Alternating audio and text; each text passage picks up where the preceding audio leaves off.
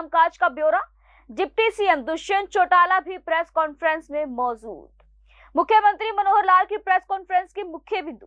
मुख्यमंत्री मनोहर लाल ने पुस्तिका का किया विमोचन। सरकार ने अपने कामकाज की पुस्तिका जारी की। मंत्रिमंडल के साथ 600 दिन के कामकाज की जानकारी दे रहे हैं मुख्यमंत्री। मुख्यमंत्री ने कहा कि कोरोना की चुनौतियों से लड़ते हुए देश हित में काम किए। मुख्यमंत्री ने कहा कि महामारी में कई कामों पर पहली बार काम किए गए। कोरोना की पहली वेव से 5 गुना ज्यादा खतरनाक दूसरी वेव। मुख्यमंत्री ने कहा कि पहले के मुकाबले मंत्रियों ने डबल काम किया। समाज के हर व्यक्ति को अपेक्षा अनुसार सहायता दी गई। मुख्यमंत्री ने कहा कि गरीब कल्याण हमारी सरकार की प्राथमिकता। प्रदेश में परिवार पहचान पत्र योजना शुरू की गई। हरियाणा की योजना को केंद्र सरकार ने भी फॉलो किया। मुख्यमंत्री ने कहा कि स्वच्छ हरियाणा स्वस्थ हरियाणा हमारी सोच है। किसानों की भरपाई के लिए सरकार ने कई काम किए हैं। हरियाणा में मेरी फसल मेरा ब्यौरा योजना चलाई जा रही है। पंजाब में फसल की जानकारी देने पर विरोध शुरू हो गया। प्रदेश में 11 फसलों की प्रोक्यूरमेंट किया जा रहा है। इस बार किसानों को करीब 1800 करोड़ डायरेक्ट दिए गए। मुख्यमंत्री ने कहा कि प्रदेश की स्वामित्व योजना को देश में अपनाया। अब प्रदेश में शहरी स्वामित्व योजना शुरू की गई है। वर्षों से किराया दे रहे लोगों को मिलेगा मालिकाना हक। समस्याओं के लिए विवादों का समाधान योजना चलाई। मुख्यमंत्री ने कहा कि गुरुग्राम फरीदाबाद के बाद एफएमडीए को बनाया गया। प्रदेश में 4 नए विभाग बनाए गए। गरीबों को घर देने के लिए किया जा रहा है काम। प्रदेश में पानी की कमी को जल्द दूर किया जाएगा। एसवाईएल से हरियाणा को अधिकार लेकर रहेंगे। पानी बचाने के लिए मेरा पानी मेरी विरासत योजना चलाई। प्रदेश में पानी को बचाने के लिए माइक्रो इमिग्रेशन पर जोर। नीति आयोग की रैंकिंग में हरियाणा नंबर 1। हरियाणा की 67वीं रैंक है। प्रदेश में शिक्षा को मजबूत करने के लिए काम कर रहे हैं। प्रदेश में आंगनवाड़ी और आशा वर्कर को मोबाइल दे रहे हैं। महामारी में शिक्षा विभाग को ऑनलाइन किया गया। 8वीं से 12वीं तक के छात्रों को टैब दिए जाएंगे। शिक्षा को मजबूत करने के लिए काम कर रहे हैं। संस्कृत मॉडल प्ले स्कूल से शिक्षा को बढ़ावा दे रहे हैं। छात्रों को लोन के लिए क्रेडिट गारंटी योजना चला रहे हैं। पढ़ाई के साथ छात्रों के लिए यूनिवर्सिटी बनवाई। प्राइवेट नौकरियों में 75% स्थानीयों की नौकरी के लिए कानून लाए। 1.5 साल में करीब 7,500 के काम किए गए। फरीदाबाद में अटल बिहारी वाजपेयी मेडिकल कॉलेज बनवाया गया। कांग्रेस के पास सरकार को घेरने का कोई मुद्दा नहीं है। मुख्यमंत्री ने कहा कि हमने एमबीबीएस की सीटें बढ़ाकर 1800 की। कोरोना महामारी में ऑक्सीजन सप्लाई सबसे बड़ा चैलेंज था। पानीपत और हिसार में ऑक्सीजन के 2 अस्पताल बनाए गए। प्राकृतिक ऑक्सीजन बनाने के लिए 2 ऑक्सीजन। 75 वर्ष से ज्यादा के पेड़ों के लिए 2500 सालाना पेंशन दी जाएगी। महामारी के दौर में प्रदेश में स्वास्थ्य सेवाएं बढ़ाई गई। कोरोना के कारण कई लोग परिवारों से चले गए हैं। महामारी में कई लोगों के काम धंधे बंद हो गए। महामारी में अनाथ हुए बच्चों को 10 लाख की राशि दी जाएगी। महामारी कोरोना से मरने पर परिवार को 2 लाख की राशि देंगे। होम आइसोलेशन में रह रहे बीपीएल परिवार को 10,000 रुपए देंगे। हर परिवार को एक मुफ्त 5,000 जाएंगे। 22,000 आशा वर्करों को 5,000 दिए जाएंगे। छोटे दुकानदारों को 5,000 की राशि दी जाएगी। बिजली विभाग ने भी राहत के लिए कुछ घोषणाएं की हैं। अप्रैल मई जून में 10,000 से कम बिल का रिफंड किया जाएगा। माइक्रो इरिगेशन को प्राथमिकता दे रहे हैं। ट्यूबवेल कनेक्शन खोल दिए गए हैं। बाजरा किसानों को मिलेगा भावांतर भरपाई योजना का लाभ। किसानों के खाते में सीधे पैसे ट्रांसफर होंगे। ऐसे एक मन में विचार आया कि हमारे प्रतिद्वंदी, हमारे विपक्षी दल के लोग, खास करके कांग्रेस, हमको सालों का हिसाब पूछते हैं कि इस साल में क्या हुआ, इतने सालों में क्या हुआ।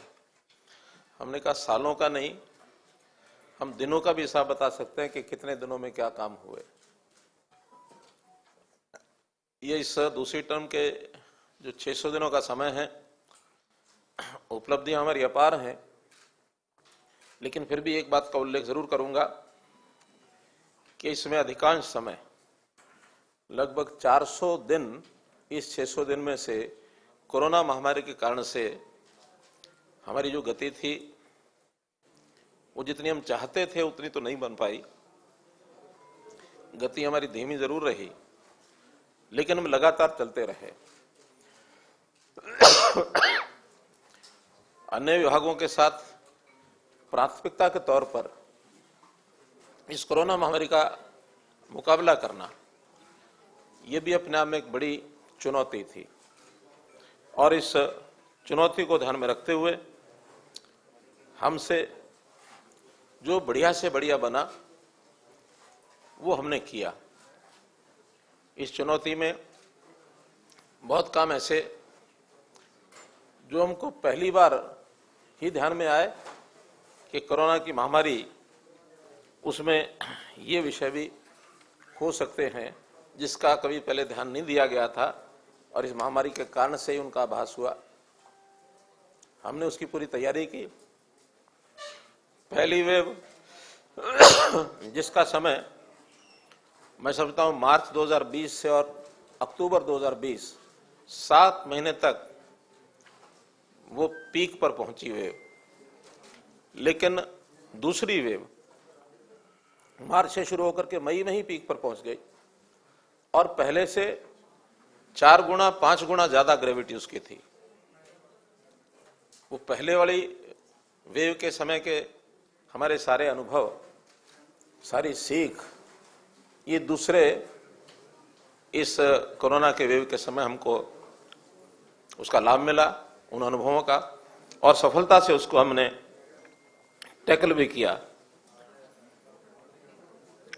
इन 600 दिनों में अगर मैं ये कहूं कि कोरोना के साथ साथ आर्थिक सामाजिक दृष्टि से समाज में जो लोक हित के काम, लोक कल्याण के काम करने थे, उसमें भी हम पीछे नहीं रहे, लगातार आगे बढ़ते रहे। अपने को ध्यान में है कि कुछ काम तो हमने जो आज तक नहीं हुए थे और वो हमने किए हैं, करके दिखाए हैं, और उनके करने के पीछे की हमारी जो भूमिका है वो भूमिका यही है कि समाज के हर व्यक्ति को हम उसके वांछित जो उसकी अपेक्षाएं हैं उसके अनुसार क्या दे सकते हैं। व्यक्ति को आगे बढ़ने की अपेक्षा होती है, उसमें उसको कैसे फैसिलिटेट किया जाए, कैसे उसको सुविधाएं दी जाए। जो अभावग्रस्त पीड़ित लोग हैं, कमजोर हैं, उनकी कमजोरियों को कैसे हम समाप्त करने में सरकार की भूमिका अपनी निभा सकें। गरीब का कल्याण ये हमारे लिए महत्वपूर्ण बात है। इसलिए समाज के प्रति जो संवेदनशीलता है उसको ध्यान में रखते हुए हमारा पूरा मंत्रिमंडल लगातार, यानी मैं कह सकता हूं कि हमारे साथियों ने सामान्य सरकारों में जो पहले जितना काम वो मंत्रीगण करते थे, हमने उससे डबल काम किया है, डबल शिफ्ट में किया है। अगर मैं 600 दिन की बात करूं तो हमने 1200 दिन का काम कर लिया इसमें, और हमारी तो जो पहली टर्म थी उसको भी अगर मिलाते हैं तो हमने पिछले 5 साल में भी 10 साल का काम किया।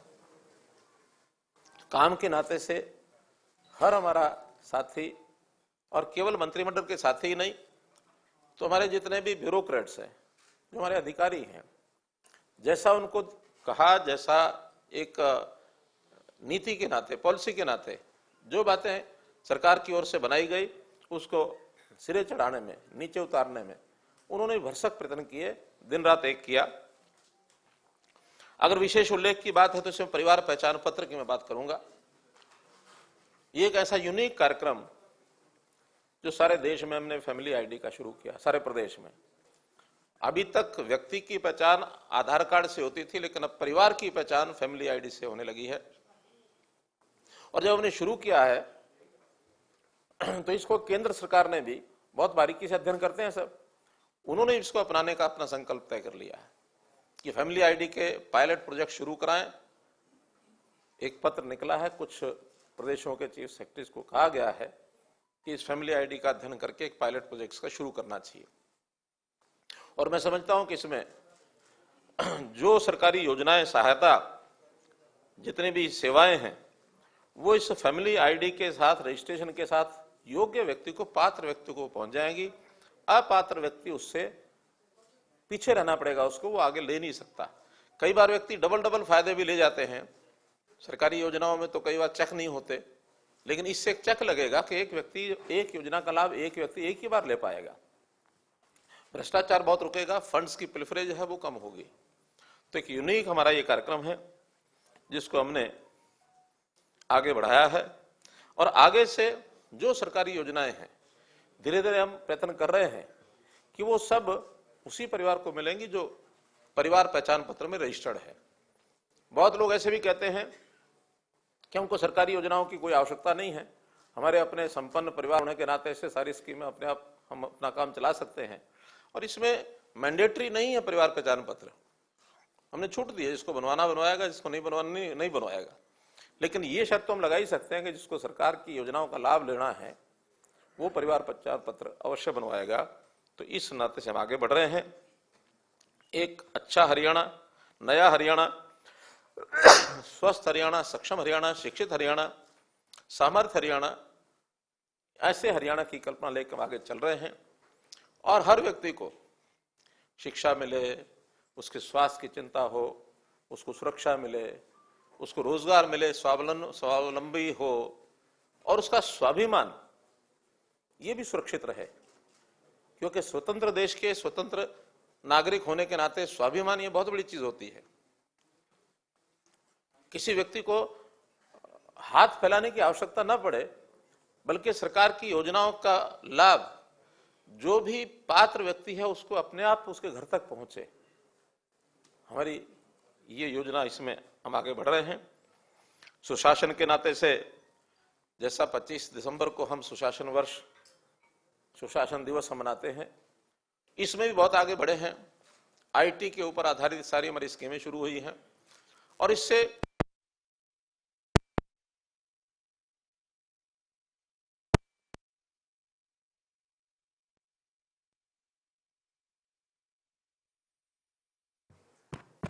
हो गया, इससे तत्परता बढ़ती है, काम में तेजी आती है, और कहीं ना कहीं भ्रष्टाचार के ऊपर भी लगाम लगती है। तो ऐसे हमारे सुशासन के कामों के लिए भी हम लोग आगे बढ़े हैं। चुनौती में लॉकडाउन लगे, लॉकडाउन में स्कूल बंद, दुकानें बंद, सारी चीजें बंद, सामान्यतः जीवन थम सा जाता है। जो नियमित काम है वो तो खैर होते हैं, किसान की खेती वो समय पर उगानी होती है, उगती है, उगेगी, प्रोक्योरमेंट भी होगी।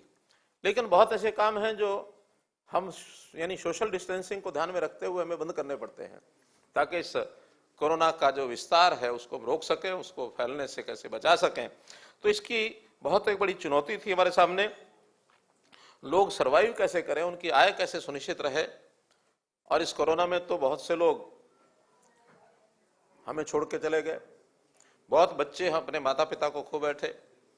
ऐसे जाने वालों के प्रति हमारी सहानुभूति है, हम उनको श्रद्धांजलि देते हैं। हमने उन बच्चों की भी चिंता की है जो अपने माता पिता को खो बैठे हैं। समाज का हर वर्ग कैसे सुखी हो, ये हमने चिंता की है। जैसा कहा जाता है कि सर्वे भवन्तु सुखिना, सर्वे सन्तु निरामया, सर्वे भद्राणि पश्यन्तु, माँ कश्चित् दुख भाग भवेत्। अर्थात हर कोई सुखी रहे, हर कोई निरोगी रहे, हर कोई कैसे यानी उसको किसी प्रकार का कष्ट न हो, ऐसी कल्पना को करते हुए हम लोग ये कर रहे हैं। जो चीजें नई हमने की हैं, मेरी फसल मेरा ब्यौरा, एक ऐसा कार्यक्रम कि किसान के हित में इसको हमने शुरू किया।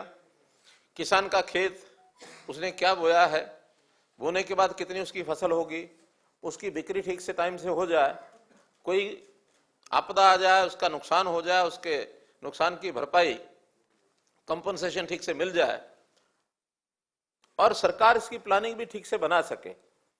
अगर आज आवश्यकता ऐसी होगी है कि कौन सी फसल कितनी बुआई कराई जाए, आवश्यकता के हिसाब से इसकी प्लानिंग की भी जरूरत है। कोई एक ऐसा समय था कि अपने देश में खाद्यान्न की कमी थी, लेकिन हरित क्रांति के बाद आज खाद्यान्न भरपूर मात्रा में है और कई बार तो गोदाम में पड़ा पड़ा खराब भी होता है। लेकिन आज भी बहुत चीजों की कमी है, तिलहन की कमी है, दालों की कमी है, फलों की कमी है। तो इन चीजों को सरकार प्लान कर सके ठीक से, तो इसलिए मेरा फसल मेरा ब्यौरा, ये भी आपकी जानकारी के लिए हरियाणा में हमने कार्यक्रम चलाया। इसको भी अब बाकी प्रांत आगे बढ़ा रहे हैं। हम तो यहां जमीनों का रजिस्ट्रेशन एक प्रकार का फसलों का 2 साल से कर रहे हैं। पंजाब में इस बार केंद्र की ओर से एक निर्देश गया कि सब किसान जानकारी दें कि कौन कितनी फसल बोता है। इसका विरोध ही शुरू हो गया वहां कि आखिर ये जानकारी हमसे क्यों मांगते हैं। हमारा तो कहना कि किसान की भलाई में है ये जानकारी, हमने इसमें से निकालना कुछ नहीं है, लेकिन किसान की भलाई इसमें है कि उसकी उगाई फसल ठीक से प्रोक्योर हो जाए, योजना में उसको लाभप्रद चीज है उसको बताया जाए, जमीन खाली कौन सी रहेगी उसका भी उसको लाभ होता है तो वो भी उसको बताया जाए। और फिर किसानों को हमने प्रोक्योरमेंट जो की है, 11 फसलों की प्रोक्योरमेंट हम लोग कर रहे हैं। और इस प्रोक्योरमेंट के बाद पहली बार हमने किसानों को सीधी पेमेंट दी है, डायरेक्ट डीबीटी के माध्यम से। मेरी फसल मेरा ब्यौरा में 9 लाख किसानों को 62 लाख एकड़ भूमि रजिस्टर करके, और इस बार लगभग 1700-1800 करोड़ रुपया उनको सीधा किसानों को गया है। एक बहुत बड़ा एक आंकड़ा है और किसान के घर में सीधा चला जाए, बीच में कोई ऐसा आदमी नहीं है उसकी पेमेंट को अपने पास लेके रख ले। तो जो किसान आज तरह तरह की बातें करते हैं, मैं समझता हूं अगर हरियाणा के सारे सिस्टम को ठीक से समझ जाए तो ये भूल जाएंगे कि किस कानून का क्या उपयोग है। हम तो बिना कानूनों के भी इतना कर रहे हैं, और कानूनों में यही बातें हैं, कानून में और कोई बात नहीं है। चाहे वो मंडियों की बिक्री की बात है, चाहे वो कॉन्ट्रैक्ट खेती की बात है, सारे विषय यही है और कोई नहीं है। तो इसलिए इन विषयों पर आगे बढ़ा रहे हैं। परिवार पहचान पत्र में हमने हर गरीब परिवार को कैसे सहायता दी जाए, मुख्यमंत्री परिवार समृद्धि योजना हमने शुरू की। 6,000 रुपया केंद्र सरकार की ओर से भी, प्रधानमंत्री जी की ओर से भी अनाउंस किया गया। 6,000 रुपया हमने भी अनाउंस किया कि उसकी जितनी भी स्कीमें हैं, जिसका प्रीमियम उसको देना होता है वो दे नहीं पाता है या देने की मंशा नहीं होती है, लेकिन लाभ बहुत होते हैं उन स्कीमों के। हमने कहा उन स्कीमों का प्रीमियम इस 6,000 रुपये में से हम देंगे, चाहे जीवन ज्योति योजना है, चाहे प्रधानमंत्री सड़क सुरक्षा बीमा योजना है, या प्रधानमंत्री फसल बीमा योजना है, या फिर सम्मान निधि है, किसान निधि, किसान सम्मान निधि है, लघु व्यापारी सम्मान निधि है, श्रमजीवी सम्मान निधि है। तो इनके सबके प्रीमियम उसमें से हम देंगे। एक बहुत बड़ी एक योजना। फिर हमने ये कहा कि 1 लाख परिवार जो सबसे गरीब है उसका हमने कोई पैमाना नहीं रखा कि इतनी सीमा से नीचे। हमने कहा जो न्यूनतम आय के हैं उसका सर्वे हमारा चल रहा है, इनकम का वेरिफिकेशन। जो न्यूनतम होंगे वो न्यूनतम की सीमा 10,000 तो खैर नहीं होगी, 25, 30, 50,000 रुपया कुछ ना कुछ निकलेगी।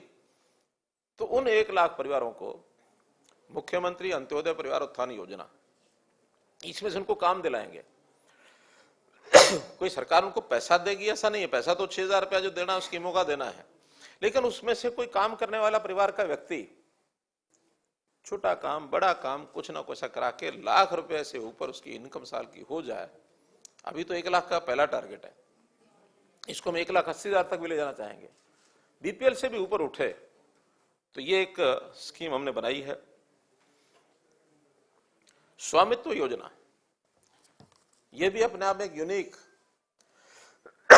लाल डोरा को समाप्त करके और हर व्यक्ति को उसका परिवार की यानी उसका जो मकान है वो उसके नाम हो जाए रेवेन्यू रिकॉर्ड में, उसका वो यानी एक मलकियत होगी तो स्वाभिमान से वो भी रहेगा, मेरा मकान है, मैं इसका मालिक हो गया हूं।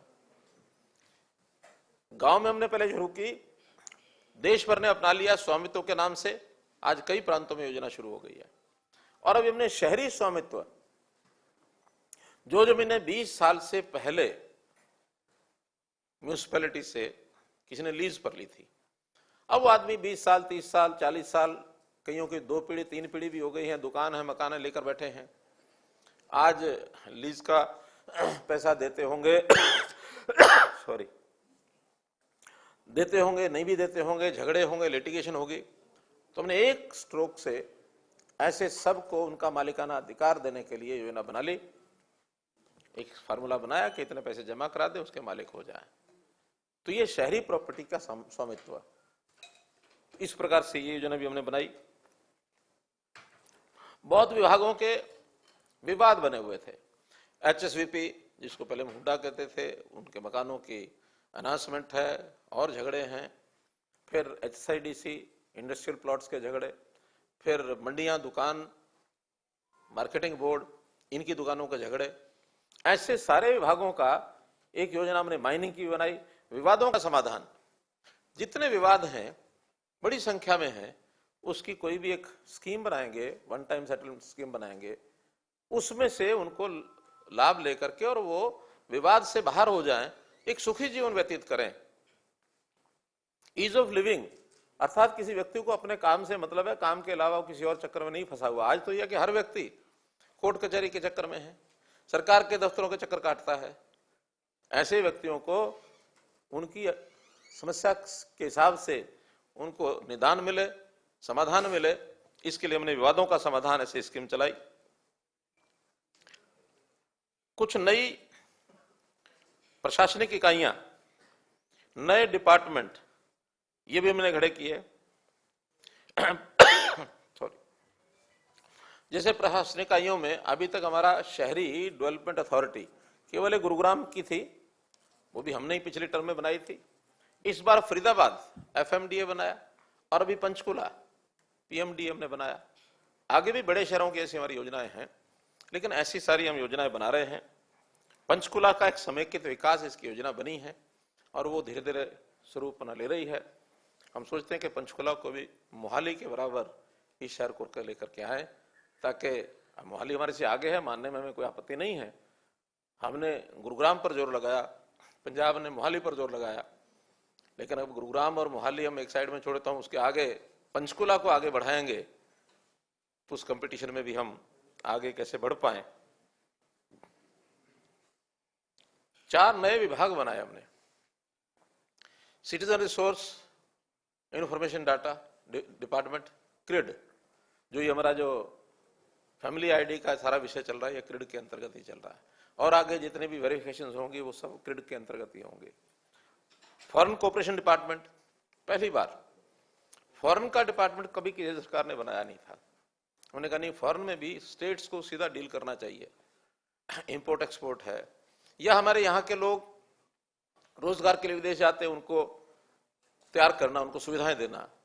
फॉरेन डेलीगेशन आते हैं, उनसे बातचीत करके इन्वेस्टर्स को इनवाइट करना, या हरियाणा से कोई बाहर जाकर काम करना चाहे उसको फैसिलिटेट करना। तो फॉरेन कोऑपरेशन डिपार्टमेंट हमने बनाया। हाउसिंग फॉर ऑल, प्रधानमंत्री जी की जो योजना है कि हर सिर पर, हर परिवार के ऊपर एक छत होनी चाहिए, उसका घर होना चाहिए। तो प्लानिंग से अभी तक ये एक विषय बहुत सरकारों ने पहले भी लिया होगा, कभी 100 गज के प्लॉट की बात है, कभी और कोई विषय हैं, लेकिन ठीक उसका अध्ययन करके जिसको चाहिए उसको हम दे नहीं पाए हैं। इसका एक क्रिड के माध्यम से अध्ययन करेंगे कि किसका अपना परिवार का घर है, किसका अपना घर नहीं है। जिसका घर नहीं है, अगर वो सामर्थ्य है तो अपने आप बनाएगा, सामर्थ्य नहीं है तो सरकार और बैंक से उसकी सहायता कराएंगे, केंद्र सरकार की भी सहायता लेंगे। ऐसे ही MSME हमने अलग से विभाग बनाया। उद्योग में रोजगार के नाते हम ज्यादा रोजगार कैसे पैदा करें, और MSME में बहुत रोजगार होता है, तो इस विभाग को अलग बनाने की आवश्यकता महसूस की गई। तो इंडस्ट्री डिपार्टमेंट से MSME, क्योंकि MSME में केवल इंडस्ट्री नहीं है, इसमें हर प्रकार की एंटरप्रेन्योरशिप है। उसमें दुकान भी शामिल है, कोई किसी प्रकार का सेल्फ जो एम्प्लॉयमेंट की स्कीमें होती हैं वो भी उसमें शामिल हैं, सर्विसेज भी शामिल हैं। तो इन सब चीजों को उसमें जोड़ा गया है MSME में।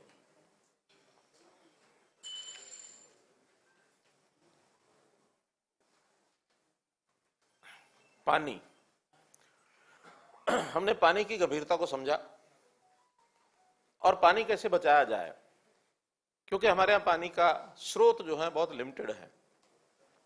हमारा जो अधिकार है सॉइल का, उस नाते से हमारा जो पड़ोसी प्रदेश है वो उसमें उलझा के रखा हुआ है। सुप्रीम कोर्ट में विषय है, कब सुलझेगा कब नहीं सुलझेगा, हम लगे हैं कि लगातार उस सुलझाने की ओर आगे बढ़ रहे हैं और हमने उसमें सुप्रीम कोर्ट में निर्णय भी करवाया है। अब तो केवल एग्जीक्यूशन का है कि एग्जीक्यूशन केंद्र सरकार करे या कोई और एजेंसी करे, वो और आगे बढ़ रहे हैं। लेकिन फिर भी जो पानी हमारा उपलब्ध है, हम उसका मैनेजमेंट क्यों नहीं ठीक करें?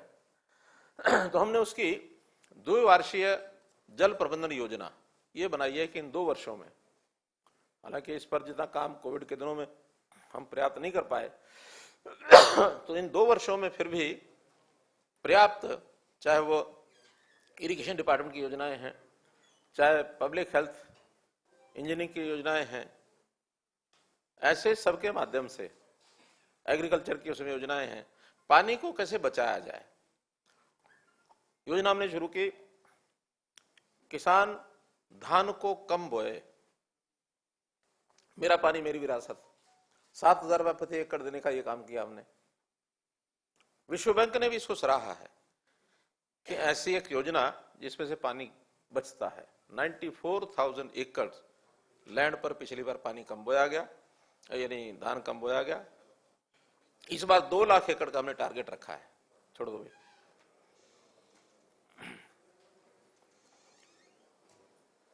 2 लाख टारगेट हमने एकड़ का रखा है और मैं समझता हूं इसको हम पर्याप्त करेंगे। पानी का ट्रीटमेंट, ट्रीटेड वाटर और उसको रीयूज करना, क्योंकि पीने के लिए तो पोर्टेबल वाटर हमें ताजा नहरी चाहिए, लेकिन बाकी सब चीजों के लिए ट्रीटेड वाटर को रीयूज करने की स्कीम हमारी बन सकती है। उस पर हम बना रहे हैं और उसके कारण से भी पानी की हमारी खपत कम हम कर पाएंगे। इरिगेशन में माइक्रो इरिगेशन, जो काडा डिपार्टमेंट उसको मिकाडा बनाया ताकि माइक्रो इरिगेशन के ऊपर हम लोग काम कर सकें, ताकि पानी की कैसे बचत हो। तो मित्रों, पानी पर हम लोग बहुत गंभीरता से विचार कर रहे हैं ताकि कॉमन मैन को ये पानी कैसे मिले, कम से कम पीने का और बाकी चीजें सुलभ पानी मिल जाए। इन सब कामों को ध्यान में रखते हुए, यानी देखते हुए, हमें बड़ी प्रसन्नता है कि नीति आयोग समय समय पर मूल्यांकन करता है स्टेट्स का। इस बार 2020 का जो रैंकिंग आई है, आपको बताते हुए खुशी हो रही है हमें कि जो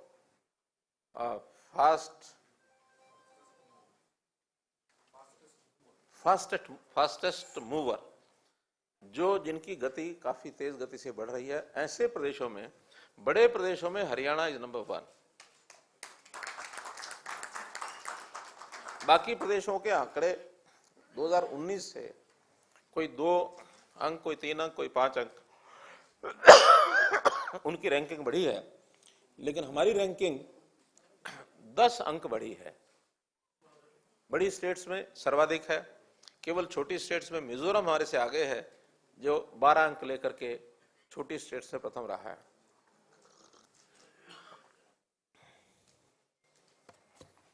और इसमें भी हमने तय किया है कि अगले वर्ष इसमें और आगे बढ़ करके केरला को कैसे पकड़ें, क्योंकि केरला अभी भी नंबर 1 पर है।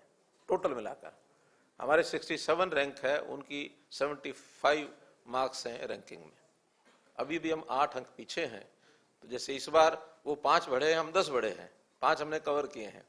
कोशिश करेंगे अगली बार उनसे हम पकड़ते हुए 8 अंक और उनके बराबर बढ़ जाएं। अगर वो 2-4 बढ़ते हैं तो हम 12-13 बढ़ जाएं, ताकि उनको पकड़ सकें।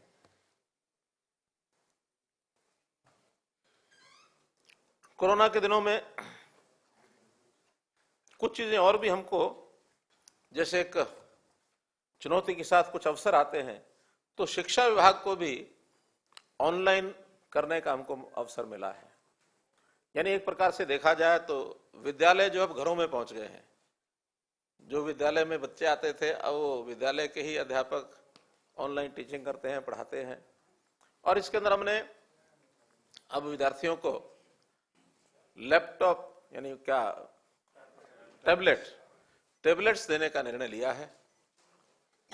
9वीं से लेकर 8वीं से लेकर के 12वीं तक के विद्यार्थियों को टैबलेट्स दिए जाएं, ताकि उसमें ऑनलाइन भी पढ़ाई कर सकें और जो यूट्यूब से भी करते हैं वो भी कर सकें, और कुछ अपलोडेड ऐसे जो लेसन्स हैं उसको मॉड्यूल के रूप में उसको पढ़ाई कर सकें।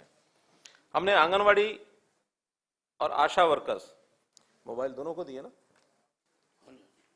आंगनवाड़ी और आशा वर्कर दोनों को मोबाइल दिए हैं ताकि फील्ड का जो डाटा है,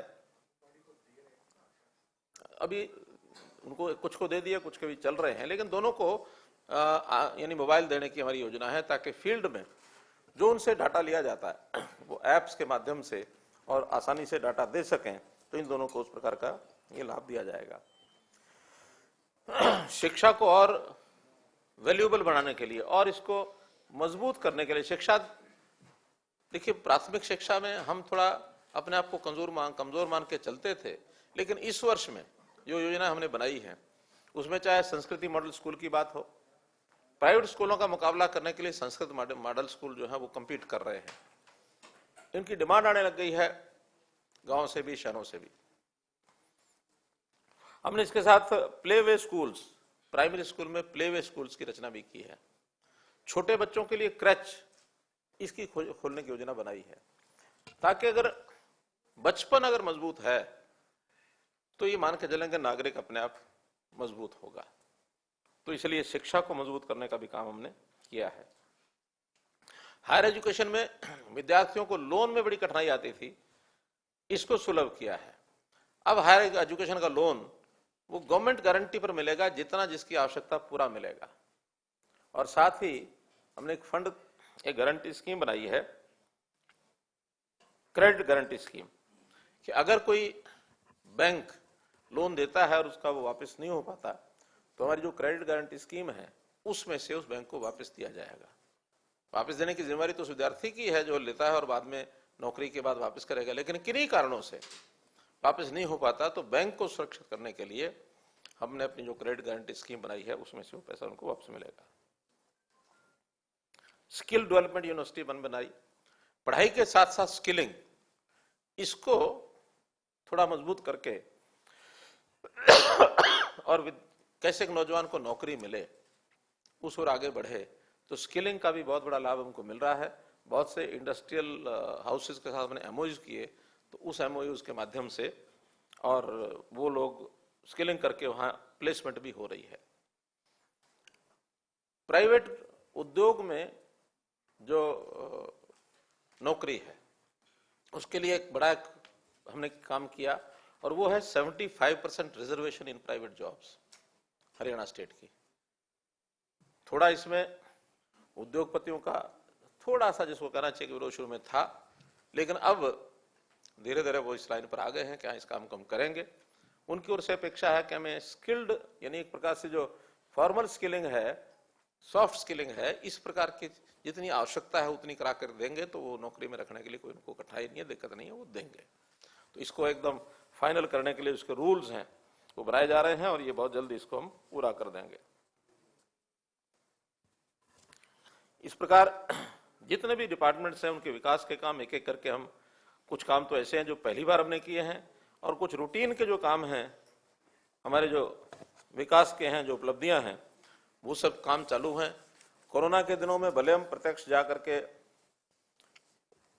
कई बार प्रत्यक्ष जाकर के भी उद्घाटन शिलान्यास करते हैं, उसको करने में हमें कठिनाई आई हो, तो भी ऑनलाइन पिछले दिनों में 98 प्रोजेक्ट्स जिनके शिलान्यास और उद्घाटन हमने एक ही स्ट्रोक में किए 1170 करोड़ रुपए के। और ये चौथा कार्यक्रम है इस कोविड के दिनों में जब ऑनलाइन बड़े बड़े सारे प्रोजेक्ट्स को हमने किया है। लगभग 7,500 करोड़ रुपए के पिछले 1.5 साल में हम लोग ये कर चुके हैं। हमारे मित्र कांग्रेस के खास करके कुछ आलोचनाओं में एक बड़ा आलोचना ये करते हैं कि हमने अपने समय में ये किया, हमने अपने समय में वो किया। और एक विषय पिछले दिनों में काफी चर्चा में उन्होंने चला रखा है कि मेडिकल कॉलेजेस, इसके बारे में बताएं कितने खोले हैं।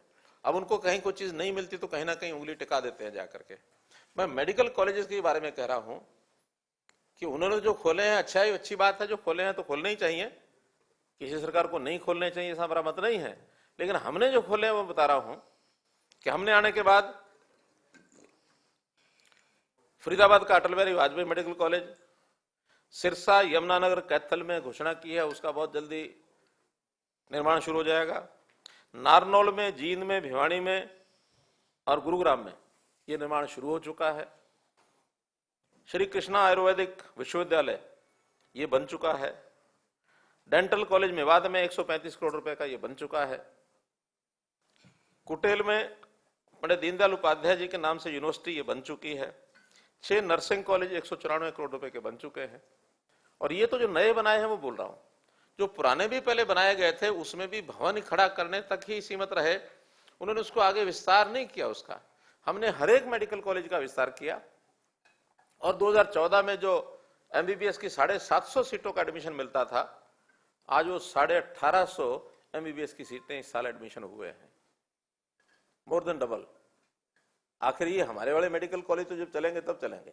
ये तो पहले वालों का ही विस्तार किया, उसमें भी हमने पर्याप्त पैसा खर्च किया है। बजट में भी जितना पैसा उन्होंने नए लगाने में किया होगा उससे ज्यादा बजट हमने उन सब मेडिकल कॉलेज में लगा के और ये 1850 मेडिकल कॉलेज की सीटें बढ़ा करके हमने ये सब काम किए हैं। तो मित्रों, कोविड का जो सबसे बड़ा विषय वो था कोरोना। कोरोना में जैसे मैंने बताया कि सारी व्यवस्था हमने ठीक से की, आज सारी दोहराने की आवश्यकता नहीं है क्योंकि ये हर दिन ही चर्चा का विषय रहा। एक बात का उल्लेख मैं करना चाहूंगा, ऑक्सीजन का। हमारा सबसे बड़ा चैलेंज इस बार था तो ऑक्सीजन थी। ऑक्सीजन की सप्लाई केंद्र से भी हमने जितना मिलना था वो लिया और अतिरिक्त भी प्रयत्न जितने इंडस्ट्रियल ऑक्सीजन को हमें जो मेडिकल ऑक्सीजन में बदलने के लिए काम किए वो हमने किए। यहां तक कि जो गैसियस फॉर्म की ऑक्सीजन हमको मिल रही थी, क्योंकि लिक्विड ऑक्सीजन ही ट्रांसपोर्टेबल है, तो उन लिक्विड ऑक्सीजन को, गैसियस ऑक्सीजन को उपयोग करने के लिए 2 जगह हमने स्पेशल मेडिकल हॉस्पिटल बनाए, 500-500 बेड के, पानीपत में, हिसार में। ये भी यूनिक काम हुआ है, कहीं किसी प्रदेश में ऐसा नहीं हुआ। एक आध 2 प्रदेशों में हमारे साथ साथ ही हमारे बाद बने हैं, लेकिन पहली बार देश में ये प्रयोग हुआ है। हमारे ये दोनों हॉस्पिटल, भले आज वहां पेशेंट्स नहीं हैं, फिर भी ये 6 महीने तक रहेंगे। 6 महीने के बाद कोई दुर्भाग्य से अगर दोबारा से कोई विषय ऐसा आता है तो फिर ये काम आएंगे, और नहीं तो 6 महीने बाद इसको डिसमेंटल किया जाएगा। ऑक्सीजन को, प्राकृतिक ऑक्सीजन कैसे तैयार हो, इस ओर भी हमारे वन विभाग की ओर से हमने योजना बनाई। बड़े बड़े वन ऐसे बनाए जाएं 5 एकड़ से लेकर 100 एकड़ तक, जिसमें से 2 का भी शिलान्यास पिछले दिनों किया है। और इस वर्ष में इन वनों को याद रखने के लिए, कोरोना के कारण से याद रखने के लिए, इसका नाम भी हमने विशेष रखा है ऑक्सीवन, कि इन वनों से ऑक्सीजन मिलेगी। और नए वन जो बनेंगे ठीक है, पुराने वन, खास करके वो पेड़ जिनकी आयु 75 वर्ष से ऊपर हो गई है, ऐसे पेड़ों को भी हम सम्मान करते हैं। वो भी हमारे प्राणवायु देवता हैं, तो इस प्राणवायु देवता के नाते उनकी भी हमने 25 रुपए साल की पेंशन लगा दी है, कि जो उन पेड़ों की देखभाल अब करेगा, वो व्यक्ति हो, परिवार हो, संस्था हो, गांव की पंचायत हो, शहर नगर पालिका हो, जो भी कोई इसकी चिंता करेगा, उसको 2500 रुपये साल का रख रखाव के लिए, उसके सम्मान के लिए उनको ये दिया जाएगा, ये मिलेगा। कुल मिलाकर कोरोना के इस कारण से हमने अपनी स्वास्थ्य सेवाएं, स्वास्थ्य की जितनी योजनाएं हैं उनको भी मजबूत किया है। डिस्ट्रिक्ट हॉस्पिटल के साथ साथ CHCs, PHCs, उनमें भी इंफ्रास्ट्रक्चर बढ़े, डॉक्टर्स और बढ़े। इसके लिए डॉक्टर्स की भर्ती, पैरामेडिक्स की भर्ती, नर्सेज की भर्ती, ये भी जरूर हम आगे बढ़ाएंगे, करेंगे। जितने भी हमारे यहाँ पढ़ लिख करके आएंगे उनको भी पढ़ाएंगे, जो बाहर से भी आएंगे उनको भी मिलेंगे, तो इसको प्राथमिकता पर इनकी भर्ती हम करेंगे। अब मैं कोरोना के कारण से जो कष्ट परिवारों में हुआ, खास करके जो लोग हमारे बीच में से चले गए, उनका एक जो बिछोड़ा है वो हमको सहन करना पड़ा। उन परिवारों की भी आर्थिक स्थिति बिगड़ी है। कुछ लोग इलाज के कारण से उनके खर्च बहुत हुए हैं। कुछ लोगों के काम व्यवसाय, खास करके छोटा जो मजदूर, दुकानदार, ऐसे लोगों को उसका बड़ा सहन करना पड़ा है। तो ऐसे ही हमने कुल मिलाकर कुछ योजनाएं जो सोची हैं वो आपके सामने मैं जरूर रखता हूं, बाद में लिखित भी आपको सब मिल जाएंगी। सबसे पहले तो जिन के माता पिता कोरोना में छिन गए उनके लिए हमने नगद राशि, बैंक अकाउंट में राशि, और यहाँ तक 23 साल का कोई अनाथ हो जाता है तो उनको 10 लाख रुपए की नगद राशि भी मिलेगी। जो लोग छोड़ के चले गए और बीपीएल परिवारों से थे, ऐसे 18 से 50 साल तक की आयु के जितने लोग गए हैं, उनके लिए 2 लाख रुपए की एक एक्स ग्रेशिया राशि, ये भी हमने शुरुआत की है। आज कुछ करने वाले हैं ना उसको, हाँ, उसको अभी आज हम कुछ एक संख्या जो है, अब जितने भी आज ऑनलाइन हो पाएंगे आज करेंगे, लेकिन आज से उसको शुरू कर दिया गया है कि जितने ऐसे लोग हमें छोड़कर चले गए हैं वो अप्लाई भी करेंगे ऑनलाइन, और हम डाटा जो हमारे पास हेल्थ डिपार्टमेंट में उसमें से भी निकाल सकेंगे। तो ऐसे गरीब परिवारों को 18 से 50 वालों को 2 लाख रुपए नगद राशि ये भी उनको दी जाएगी बीपीएल के लिए। ऐसे ही जो होम आइसोलेशन में बीपीएल परिवार के जो सदस्य बीमार हुए कोविड से, उनको भी हमने 5,000 रुपया ये हर व्यक्ति को दिया है। वो भी आज उसको भी हम लॉन्च कर देंगे। लगभग अभी ये 10,000 के आसपास ये संख्या हमारे पास आ गई है। बाकी जैसे जैसे इनमें से अप्लाई करेंगे लोग, वैसा वैसा इनको और आगे बढ़ा देंगे।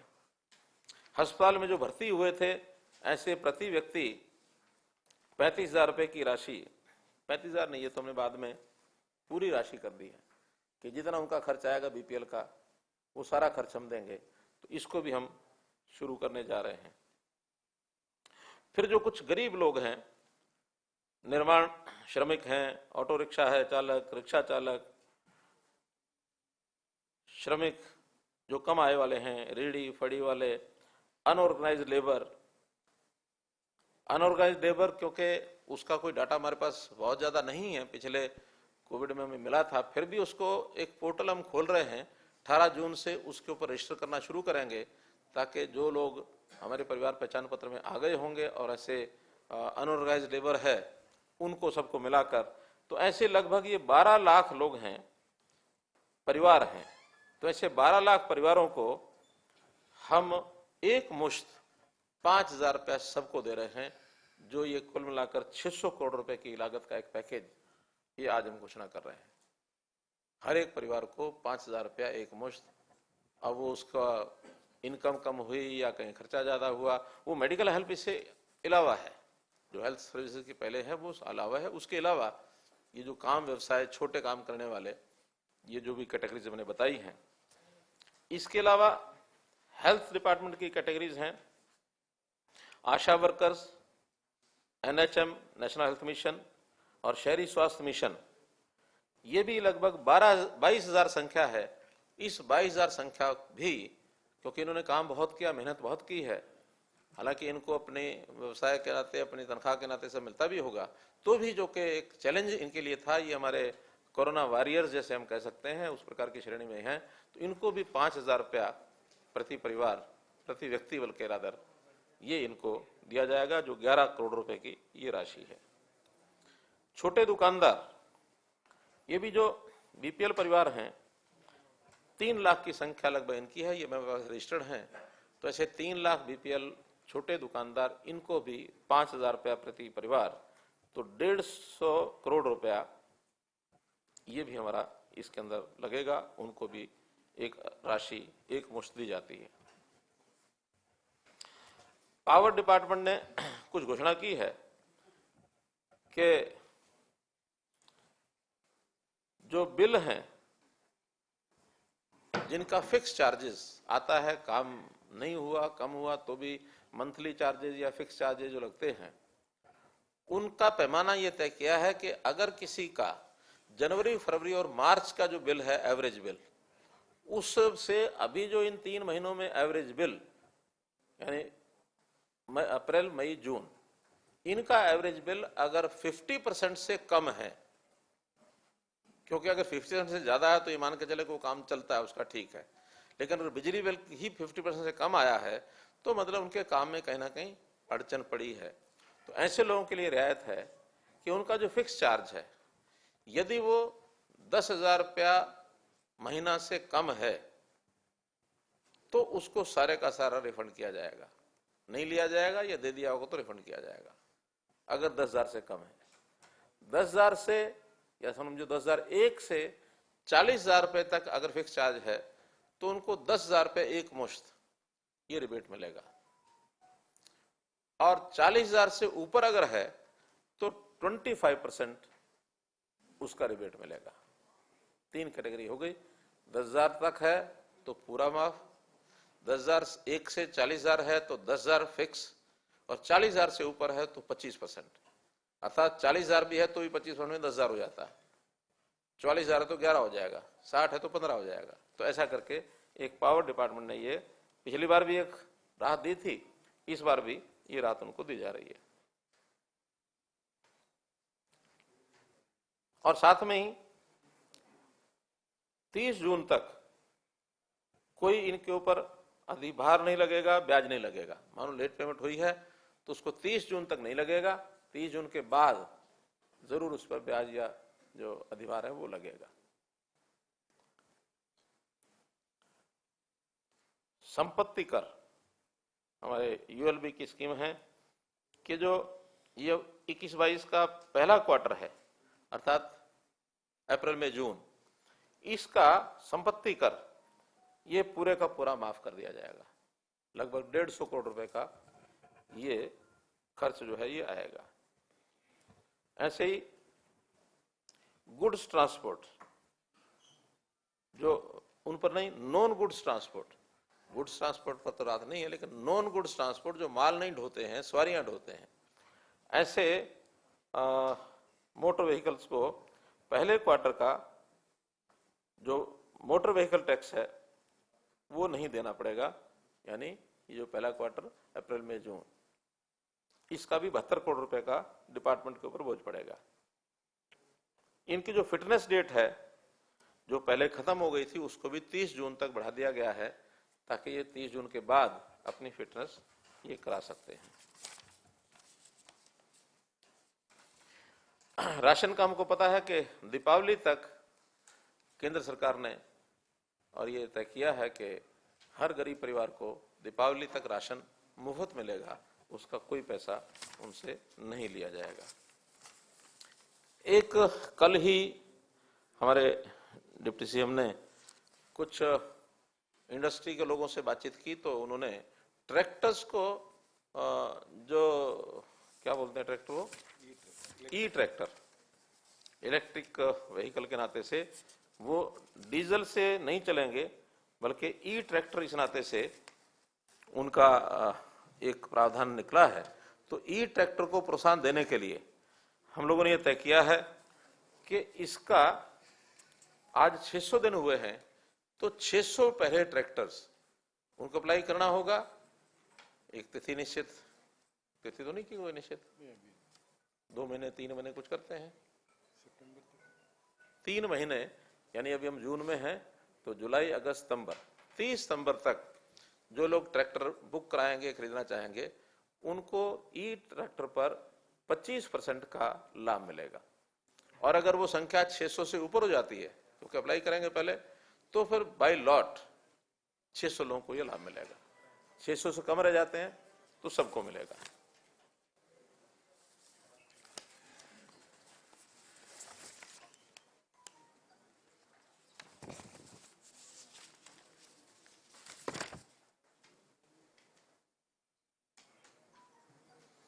एक विषय और बताना रह गया है, बड़े शहरों में हमने 4th फ्लोर इसका रजिस्ट्रेशन ये भी अलाउ किया है, वरना पहले 3 फ्लोर की रजिस्ट्रेशन होती थी, 4th फ्लोर पर रजिस्ट्रेशन नहीं होता था, 3rd और 4th इकट्ठा एक ही मालिक का नाम होता था।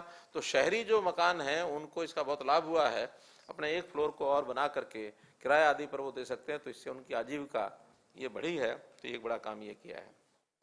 अनऑथराइज्ड कॉलोनीज 1200 से ऊपर कॉलोनीज ऐसी हैं जिन्होंने अप्लाई किया है, जिनकी मोडेलिटी तय हो रही है, उनको सबको हम जितनी भी ये सुविधाएं हैं, पानी की, बिजली की, सीवरेज की, एक डेवलपमेंट चार्ज उनसे लेकर के और इनको सबको रेगुलराइज करेंगे। वो प्रोसेस में है, बहुत जल्दी उसका एक अनाउंसमेंट हो जाएगी। तो 1200 कॉलोनी ऐसी हैं जिन्होंने रजिस्टर किया कि हम अपनी कॉलोनी का रेगुलेशन चाहते हैं। पावर जहां तक बात है, हरियाणा एकमात्र ऐसा प्रदेश है कि 67% गांव में और 24 घंटे बिजली ये अब जाती है, यानी ये उनको मिलती है। हमारा गांव जगमग गांव स्कीम के अंतर्गत अब धीरे धीरे ये 5200 गांव तक हम पहुंच गए हैं। हमारी योजना है कि बाकी बचे हुए गांव भी जो 1/3 बचे हैं उनको भी हम पूरा करें, ताकि हरियाणा ऐसी पहली स्टेट बन जाए कि हर गांव में 24 घंटे बिजली वो जो मिलती है सबको दे सकते हैं।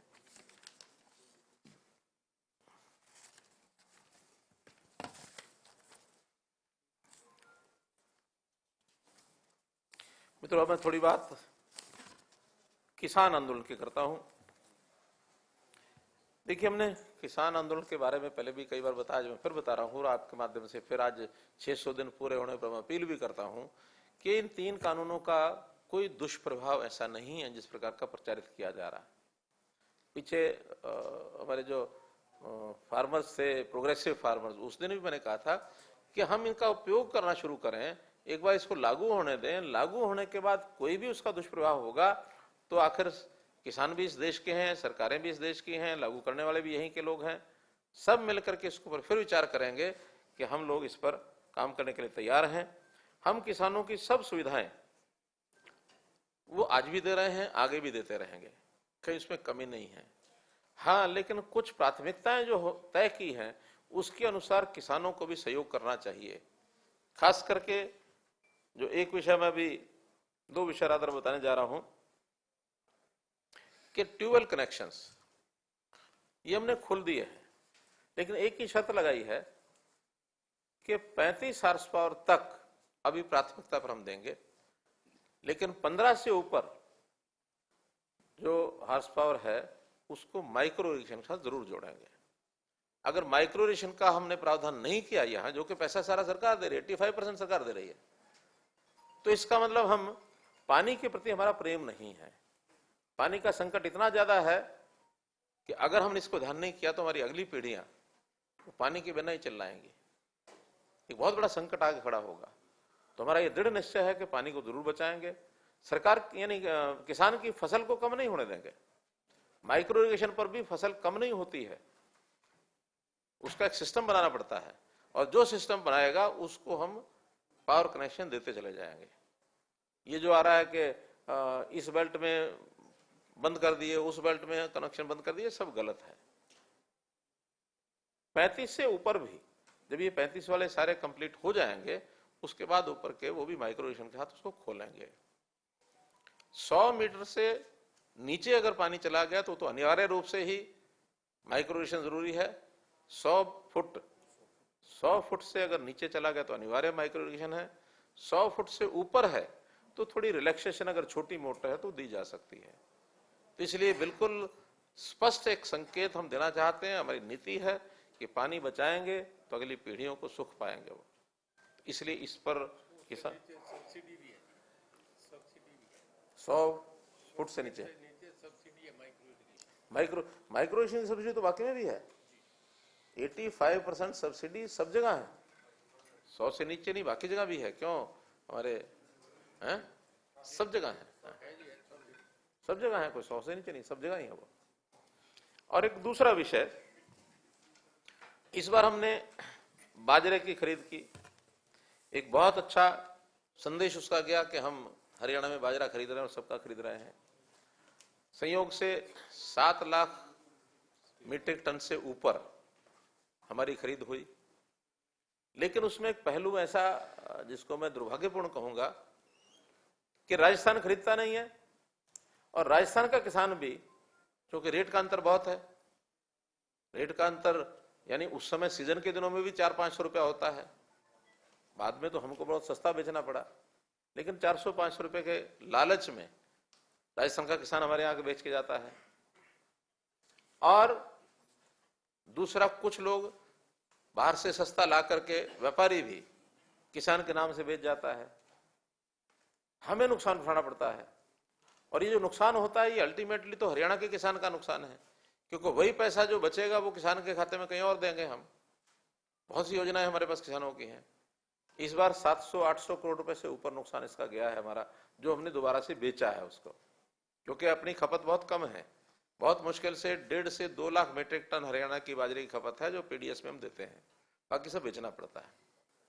तो इस बार हमने बाजरे के लिए भी कहा है कि उसकी खेती भी कम करो, और कम करने के लिए एक योजना जिसे मेरा पानी मेरी विरासत योजना बनाई थी हमने 7,000 प्रति एकड़ की, बाजरे की हम योजना दे रहे हैं, क्योंकि बाजरे में पानी वाला विषय नहीं है, बल्कि पानी तो बाजरे में कम लगता है, लेकिन बाजरे की खपत तो उतनी नहीं है जितनी उपलब्ध होती है, इसलिए उसकी जगह दालें लगाएं, मूंग लगाएं, उड़द लगाएं, अरहर लगाएं, कपास बोएं।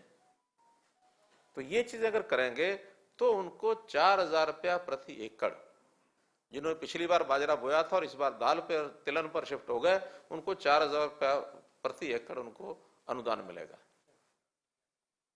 और जो बाजरा भी बोएंगे उसको भी इस बार हम भावांतर भरपाई योजना से ही खरीदेंगे, ताकि राजस्थान का आदमी ना आ सके, ताकि जिसने स्टोर कर लिया है वो दोबारा से मंडी में ना बेच सके, क्योंकि स्टोर करने वाले आज भी स्टोर कर गए हमारे यहां सस्ता खरीद के कि अब जब मंडी खुलेगी तो हम सरकार को 2250 फिर बेच देंगे, तो वो रोटेशन चलता रहेगा।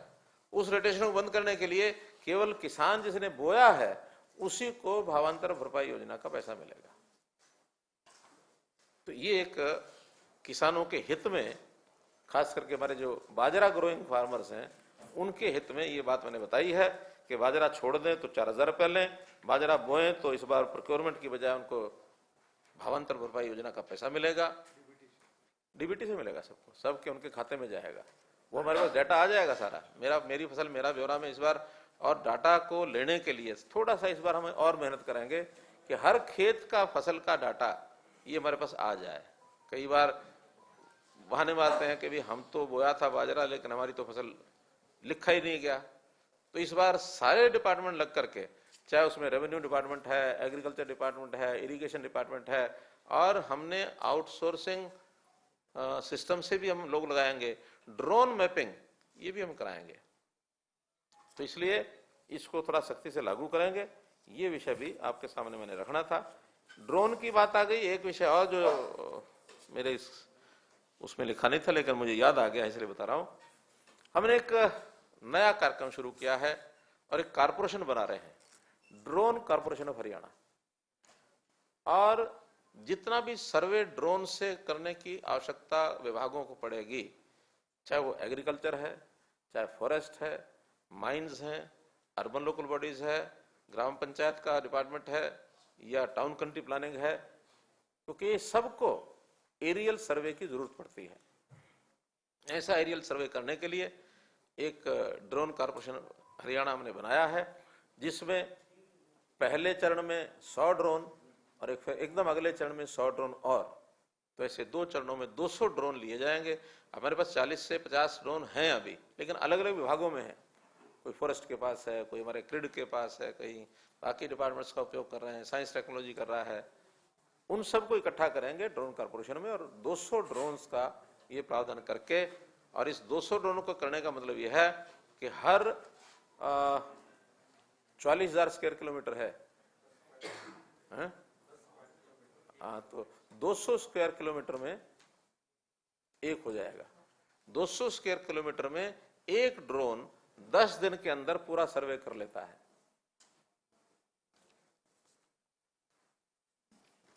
तो ऐसा ये बड़ा महत्वाकांक्षी हमारा कार्यक्रम है, जिससे बहुत प्रकार की समस्याएं हमारी खत्म होंगी। मित्रों, में अंत में इतना ही है कि आज का विषय आपके सामने रखा कि इन 600 दिनों में हमने क्या किया। पिछले 5 साल की कहानी तो चूंकि कई बार बताई जा चुकी है, सुनाई जा चुकी है, लेकिन अब हर 100 दिन के बाद हम आपके पास आएंगे, 700 दिन पर भी आएंगे, 800 दिन पर भी आएंगे, ताकि जो सालों का हिसाब चाहते हैं उनको दिनों का हिसाब हम दे सकें और जनता को बता सकें। उनको अब हिसाब देना दे, हम इतनी चिंता नहीं है, हम तो जनता के साथ जुड़े हुए लोग हैं कि जनता की अपेक्षा, जनता की जो आवश्यकता, उसको पूरा करने के लिए हम आगे बढ़ेंगे। सबका साथ सबका विकास, इसको आधार मान करके हम जो आगे बढ़ना चाहते हैं, ये जो इस बार कोरोना का जो एक काल था, हम आशा अपेक्षा करते हैं कि इससे हम बाहर निकलें, क्योंकि कोरोना को हमने जाना भी है, जिया भी है, लोगों की जानें भी बचाई हैं, लेकिन फिर से ना आए ये भी अपेक्षा करते हैं। बहुत बहुत धन्यवाद।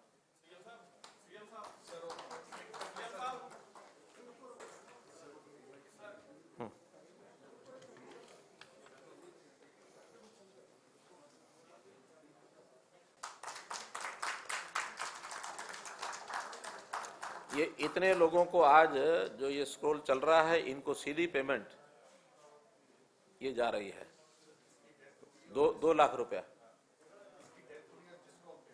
हाँ, 2 लाख रुपया इन सब परिवारों को जैसे जैसे चल रहा है, स्क्रॉल हो रहा है, वैसे वैसे उनके अकाउंट में डीबीटी इसका ये हो रहा है। चलिए, दूसरा क्या है? ये 5,000 का है। ये 5,000 रुपये का जो राशि है, उन लाभार्थियों को ये पैसा टोकन रखा है, क्योंकि बड़ी संख्या है तो बड़ी संख्या में वो डिपार्टमेंट अपने आप करेगा। 2, तीसरा क्या है? 2 ही है। तो मित्रों, ये आज कार्यक्रम का हमने लॉन्च किया है और लोगों को पैसा पहुंचना शुरू होगा। लंबी काफी बात हो गई है, फिर भी 5-7 प्रश्न पहले इधर है। आपने सबका किया दिया, ठीक है, लेकिन मीडिया के लिए भी सर आपको बोलती लाओ। अमित अग्रवाल, जरूर सोच के बताओ, कुछ मैं करूंगा।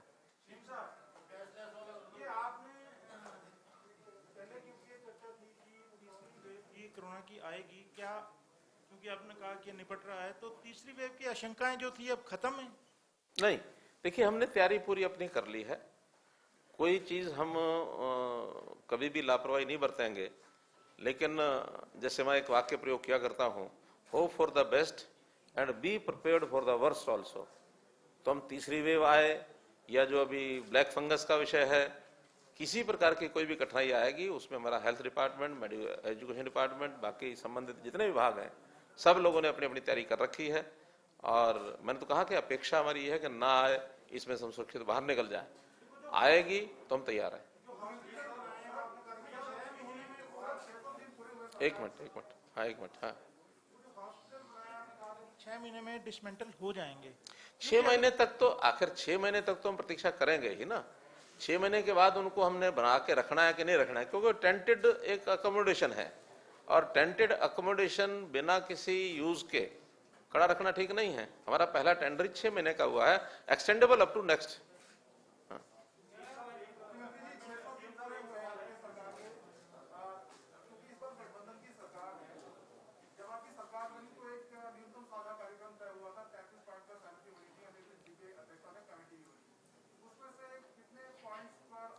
ऐसा है, एक होता है न्यूनतम साझा कार्यक्रम, एक होता है अधिकतम साझा कार्यक्रम। अभी हम न्यूनतम की बजाय जो अधिकतम साझा कार्यक्रम है उसके हिसाब से कर रहे हैं। जितने भी हमारे ये कार्यक्रम हुए हैं, ये सब आपसी सहमति से हुए हैं, इसमें कहीं विरोधाभास नहीं है। जितने हमारे कार्यक्रम है वो आप न्यूनतम मानो, अधिकतम मानो, ये अधिकतम साझा कार्यक्रम के हिसाब से चलेंगे, आप इसकी चिंता मत करो।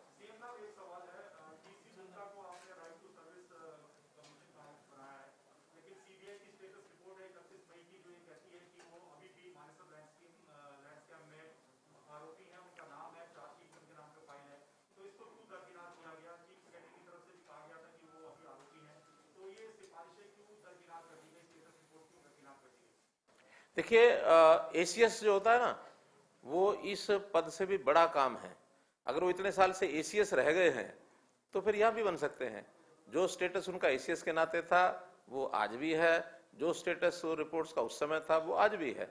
कहीं भी कोई बात आगे आएगी तो उस समय मिलकर के अपने आप संभाल लेंगे हम। कोई ऐसी स्थिति नहीं है जिसमें कोई गड़बड़ होने वाली। हाँ,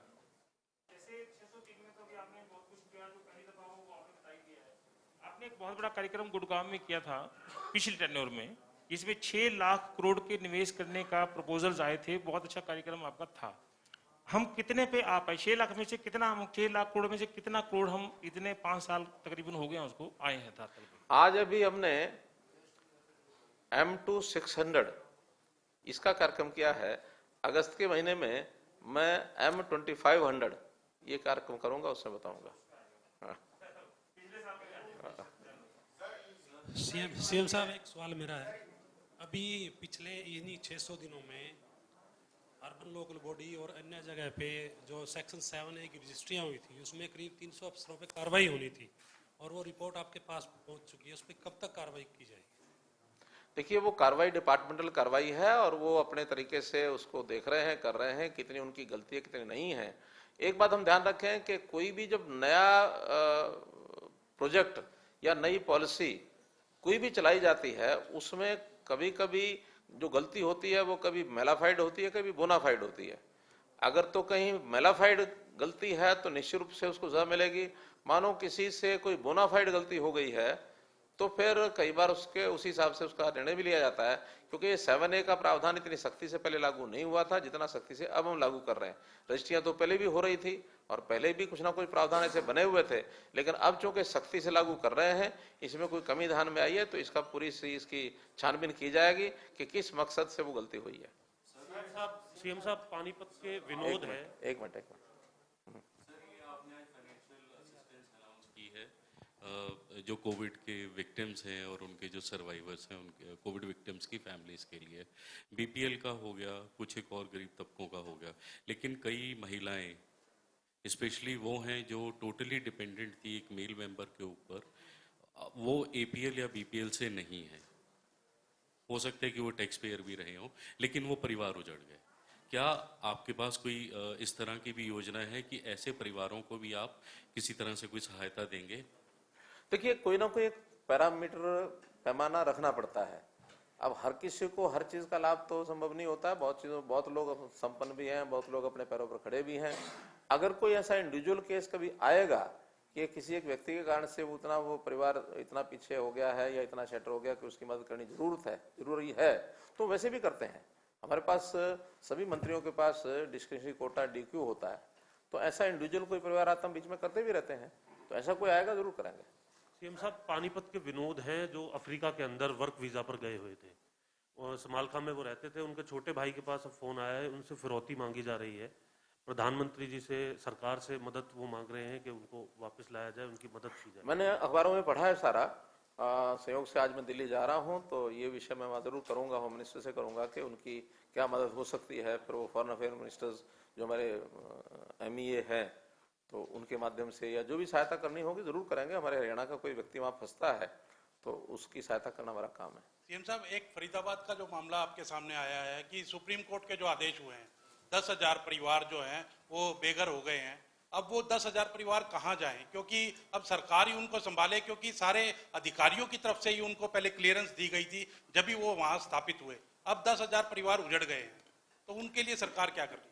पहली बात तो ये जो क्लियरेंस वाला विषय है ये कहीं अधूरा है। कई बार क्या होता है, अनऑथराइज कॉलोनीज बनती हैं, इलीगल कंस्ट्रक्शन होती है, वो एरिया फॉरेस्ट का एरिया है और उस एरिया में बिना किसी परमिशन के वो सारी चीजें हुई हैं। ये भी है सत्य उसमें कि बहुत से दिल्ली के परिवार, जब दिल्ली में से उनको उजाड़ा गया या उनके खिलाफ कार्रवाई की गई तो वहां जाकर के सेटल हो गए। वहां तो सड़कें जो हैं वो भी दिल्ली वालों ने बना के दे रखी हैं, जो कनेक्शन है वो भी दिल्ली वालों ने लेके दिए हुए हैं, वोटर्स वो लोग दिल्ली के हैं। हरियाणा के भी कुछ हो सकते हैं, ऐसा नहीं हो सकते। तो ऐसा कुछ तो परिवार छोड़ करके अपने अपने जहां लोग आए थे वहां से चले गए, लगभग 50% लोग। फिर भी क्योंकि सुप्रीम कोर्ट का ऑर्डर है, एग्जीक्यूट तो होगा ही, लेकिन उनकी रीसेटलमेंट की जो योजना हरियाणा के जो लोग होंगे और हरियाणा के लोग यानी काम करते होंगे यहाँ, उनके लिए रीसेटलमेंट स्कीम का विचार कर रहे हैं। डिप्टी कमिश्नर को कह दिया, उस विचार करके कोई ना कोई बना रहे हैं।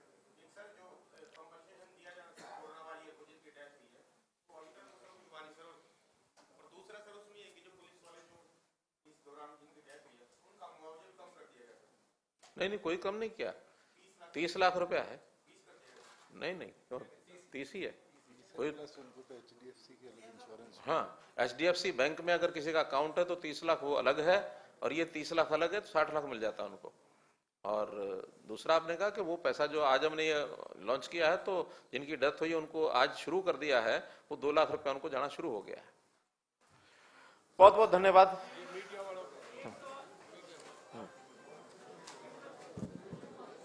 मैं सभी अपने मीडिया के बंधुओं से अनुरोध करूंगा कि भोजन की व्यवस्था है तो भोजन करके ही प्रस्थान करें। धन्यवाद।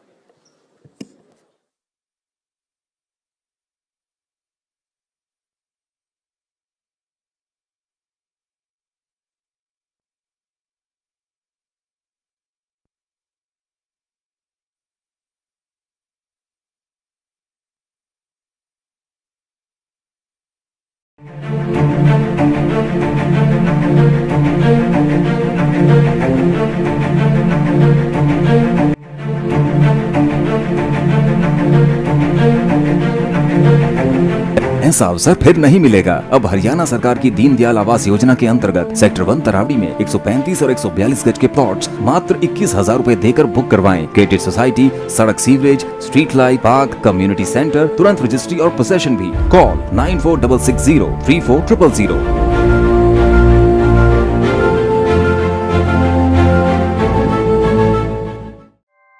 ऐसे ही लेटेस्ट खबरें पाने के लिए बेल आइकन को क्लिक कर हमारे चैनल को लाइक, शेयर एंड सब्सक्राइब करें। धन्यवाद।